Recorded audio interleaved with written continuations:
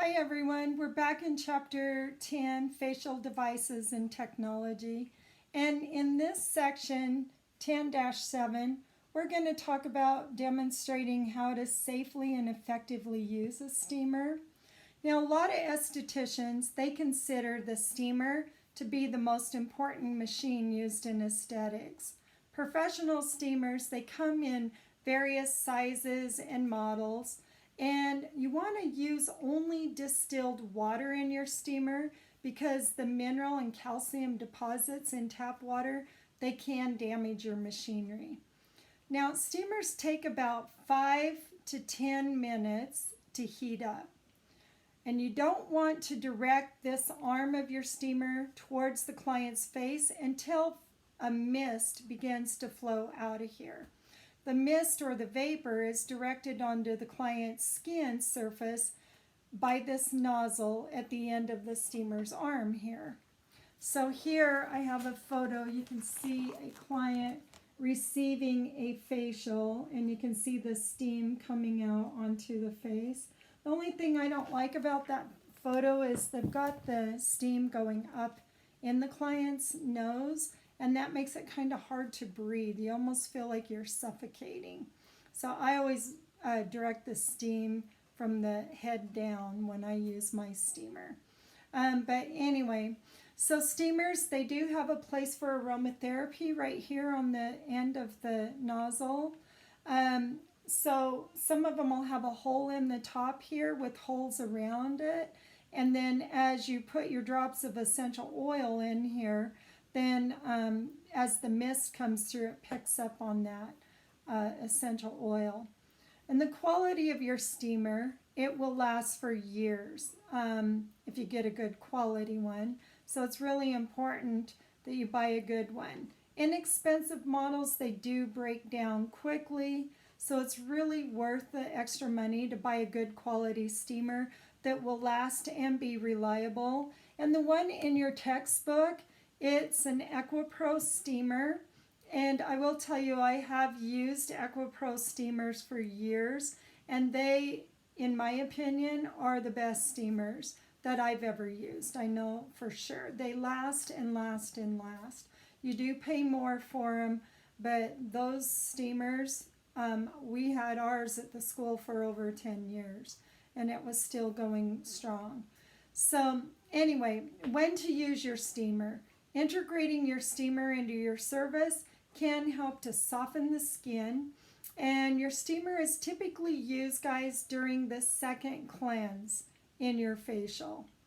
Now, it can be used prior to extractions to soften the skin, but this effect is only temporary because you're going to soften the skin, then you're going to move your steamer off the skin, and then you're going to bring your mag light over the face and do your extractions. Well, soon the skin will dry out, so it doesn't last very long, about 10 minutes max. And it can be, your steamers can be used to soften facial masks and facilitate the removal of your masks. So the effects of your steamer. Now, there's a lot of benefits of using a steamer during a service. For one, the steamers help to circulate or stimulate circulation, as well as soften sebum, dead cells, and other debris. And the warmth, it relaxes the skin tissues, making it much easier for the esthetician to extract comedones. And then steam is really beneficial for the sinuses and congestion. And steamers with ozone, O3, they have an antiseptic effect on the skin that's beneficial for acne and problematic skin. So ordinary oxygen in the atmosphere, that consists of 2 molecules of oxygen, so it's O2. So that's what our natural oxygen is that we're breathing in. Now, ozone has 3 molecules of oxygen, so it's O3. Ozone is what's created after a lightning storm, and you notice that distinct smell. Ozone also has antiseptic qualities. Now, these molecules have the power to kill bacteria and other microorganisms. But that being stated, ozone is also a very strong oxidizer. It's the second most oxidizer in the world, as far as I know. And they do create free radicals. Okay, so what happens is you have your O3 here. Let me adjust this so you can see a little better. So you have your O3, your oxygen, your ozone, I mean. So what happens is it has a very short half-life. And what happens over, like, I think it's maybe 5 minutes. I don't know. Don't quote me on that. But it's a very short half-life. Somewhere between 3 to 5 minutes. Anyway, these they'll break apart. And you go back into oxygen, O2, and now you have a free radical. So, and we know what free radicals do. They're not good for the skin and that. Well, this third atom right here, it can detach from this ozone and it'll reattach to some other molecule. And that could be damaging to the skin. That's why I personally don't like to use my steamer with ozone over product at all. If I have cleanser, mask, anything, I don't do that because of this reason right here. Now, some steamers do have ozone mechanisms, which my steamer here does. See if I can kind of show you this. So you can kind of see mine's got the ozone button on there. And let's see if I can bring this up without making you dizzy. Okay, so mine has the ozone. Also, the high frequency machine, this machine here, right here, also has an ozone effect as well. So it does create ozone. But according to the EPA, the Environmental Protection Agency, exposure to ozone, that does affect the respiratory system, and it can irritate the eyes, and it can cause shortness of breath and coughing.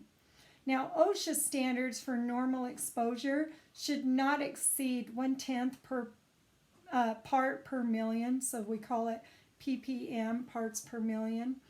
Ozone air purifiers are ineffectual, and they may exceed that safe level of ozone. You want to check the ozone output for your machines before you purchase them, or use one that you know is under the maximum exposure limits. So, contraindications and best practices for our steamers. So it's very important to be aware of the contraindications and best practices for your steamer to prevent harming your client. You don't want to use steam too much steam on cuperose or inflamed skin. Honestly, I don't even use it on that skin. Because why? The heat dilates the capillaries and the follicles, and it causes more redness and irritation. And especially if somebody's got rosacea, which they do have cuperose skin, I never ever use that because the more they have vasodilation, the more damage. Now, avoid placing the steam arm, this arm here, too close to the face. To avoid burning yourself, never touch the glass jar on the bottom of your steamer when it is hot, because you'll get burned. And then for one, it takes a long time for that to cool down. So ask your instructor for a demonstration on how to safely remove and clean and replace the glass jar. Mine doesn't have a handle. A lot of them do have a handle. That's why I really like EquiPro. EquiPro steamers have a little handle on their glass jars, and it's so much easier to remove. If they don't, let them cool down totally and then remove the glass jar. Don't leave the room while your steam is going on your client, because if that steamer starts to spray hot water, it'll come out this spout, start spitting boiling water on your client. So never ever leave the room while you're steaming a client. And then don't overfill your steamer because the steamer may spray excess water and burn the client. And let me show you here. Here's my glass on mine. So never overfill that red line. You see a bottom line and a top line. The top one, never overfill that. Because if you do, I've seen where it's like a water hose coming out of here of boiling hot water. And you can totally burn somebody, scald their face. Do not overfill, like I said, so never go over that line. Okay, so you want to clean your steamers regularly to avoid mineral buildup that causes the water to spray and burn your client. So don't let the water levels run low in your steamer. This is the line here. As the glass may break in your steamer. And if your steamer doesn't have an automatic shut-off safety mechanism, then this could break. Mine does have it. Most of the steamers do have it. I personally have never seen one without that. I guess they're out there. I just have never seen that. Now, if the steamer is positioned with the steam directed from below the nose, coming up the nose, too close to the client, it's going to make it really hard for the client to breathe. They'll start coughing. So I personally direct the steam from the top coming down the face.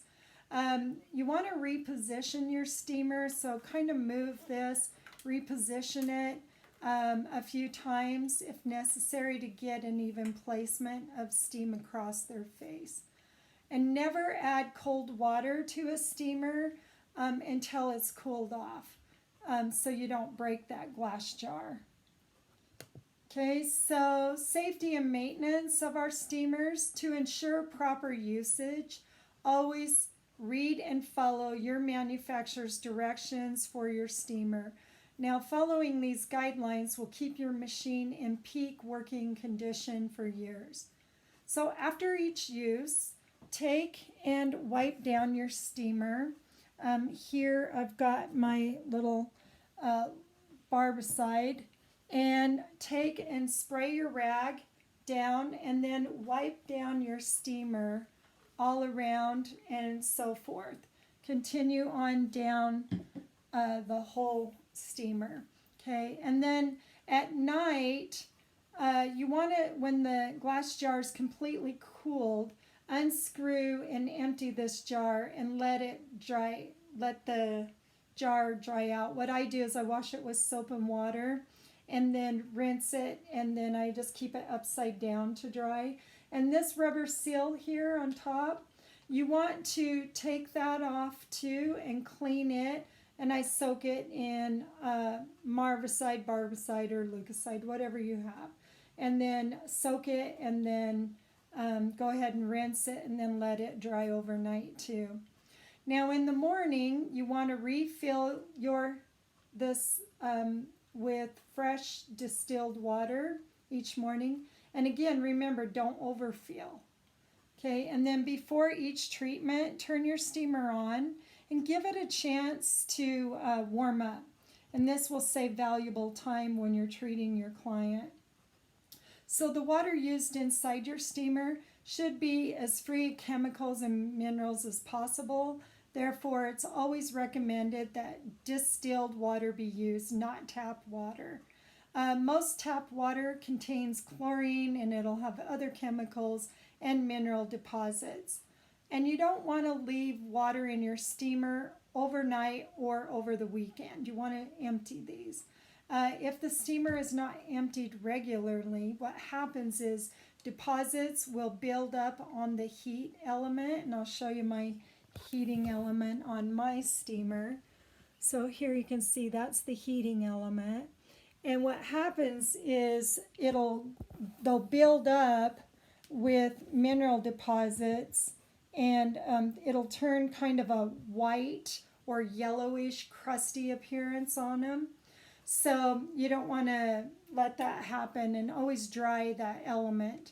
Now, the hot water can land on a client's face, and it can cause a serious burn if that element has all that mineral deposit. It causes these to spit water on the client. Now, some steamer models have solid tanks, and that prevents you from seeing the element. Mine doesn't. You can see my element. So therefore, they have to be cleaned at least 2 times a month using a cleaning solution of plain vinegar and water. And it's 2 tablespoons of vinegar to, you'll fill this full of water, and well, not quite full, just under there. And then add 2 tablespoons of white vinegar. Here is what I use in mine. So anyway, you want to clean those twice a month. And then never put essential oils directly into your water. Never do that. Or herbs. Essential oils are highly active, and when dropped into a closed jar with boiling water, they can cause excessive spitting out of here, or even worse, clog your steamer or cause the glass from the pressure to break. And some steamers are equipped with a wick type apparatus that fits at the mouth of the nozzle, and you can unscrew that and put essential oils in there and herbs before heating your steamer. Now, what I do with my steamer, if I want to use aromatherapy, is I'll unscrew this little nozzle right here, and then inside of here there's this little felt pad. And what you can do is take and drop essential oils onto this little piece of felt pad. And then you place it back in here, back in your steamer nozzle, like this. And say maybe I used, I don't know, lavender in this one, let's say. Now, what if my next client is allergic to lavender? So I have several felt pads that I can take out, and I put them in a Ziploc bag that says lavender or eucalyptus or lemongrass or whatever essential oil you're using, and then you can just put the new felt pads in there. So that's what I do. But other steamer models, they make use of a special container for their herbs. These specialized steamers are more expensive. They're not very cheap, but they do provide you with the added benefit of incorporating therapeutic herbs into the steaming process. Now, you can also use a few drops of essential oil if you want on your hands, or a little cotton pad or a swab, and then hold it up, at the mouth of the nozzle here. And then as the steam comes through, you can do essential oils that way too. Do not ever leave the room when you're preheating your steamer, or you may forget about it, and then your water runs too low, and that could shatter the glass if it doesn't have a safety shutoff switch. Again, I've never seen a steamer like that, but like I said, I guess they're out there. Water levels, they must be kept above this safety line right here. It has to be kept above that on your glass jar. And not all steamers, they say, have automatic shutoffs. Now, some machines do have an automatic regulator that detects the water level. Mine does, and most of the ones I've ever seen have that.